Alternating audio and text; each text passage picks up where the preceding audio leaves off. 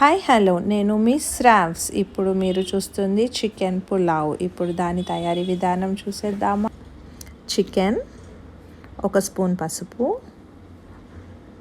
1 spoon అల్లం వెల్లుల్లి paste,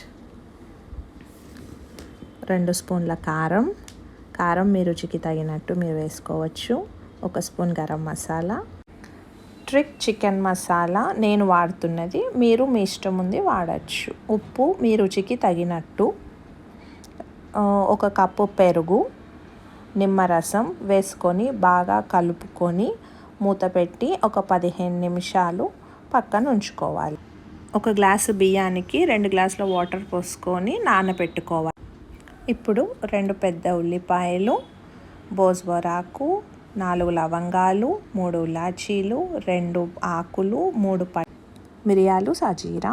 ఇప్పుడు స్టవ్ మీద గిన్నె పెట్టుకొని ఇప్పుడు 3 స్పూన్ల ఆయిల్ వేసుకొని ఒక్కసారి అలా తిప్పుకుంటే గిన్నెకు నూనె అంత సమానంగా పట్టుకుంటుంది. ఇప్పుడు మనం తీసుకున్న గరం మసాలా ఒక్కొక్కటిగా అన్ని నూనెలోకి వేయాలి.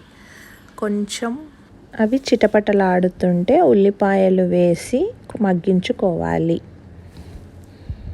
కొంచెం ఉప్పు వేస్తే ఉల్లిపాయలు తొందరగా మగ్గుతాయి. మనం కొద్దిగానే వేసుకోవాలి. కొద్దిగా పసుపు, కొంచెం అల్లం వెల్లుల్లి పేస్ట్, కలుపుకున్న చికెన్ వేసి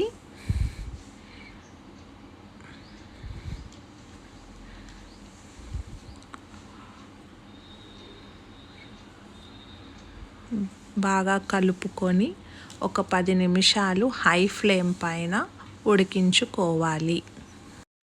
ఇప్పుడు ఒకసారి మూత తీసి చూసుకుంటే మనకు కొంచెం గ్రేవీ లాగా వస్తుంది. దాన్ని చూసుకొని మనము గ్రేవీ చూసుకొని 2 గ్లాసుల నీళ్లు పోసుకొని బాగా మరిగించుకోవాలి. నీళ్లు మరుగుతున్న ఎసరులో 1 స్పూన్ కసూరి మేతి వేయాలి. మరుగుతున్న ఎసరులోకి నానబెట్టుకున్న బియ్యాన్ని వడగట్టుకొని కొద్దిగా అందులో వేస్తుండాలి. ఇప్పుడు బియ్యం మొత్తం వేసేసుకొని ఒకసారి కలుపుకొని ఉప్పు సరిచూసుకోవాలి. సరిచూసుకున్న తర్వాత మూత పెట్టి ఒక 5 నిమిషాలు ఉడికించుకోవాలి హై ఫ్లేమ్ పైన.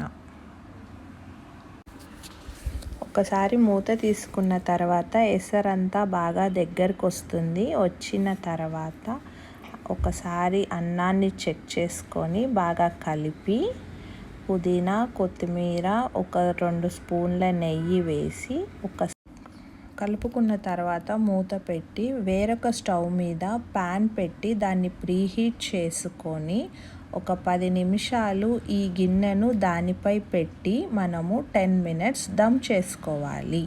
చిన్న మంట పైన దమ్ అంతలోపు రైతాని రెడీ చేసుకుందాం. ఇప్పుడు 10 నిమిషాల తర్వాత గుమగుమలాడే మన చికెన్ పులావ్ రెడీ.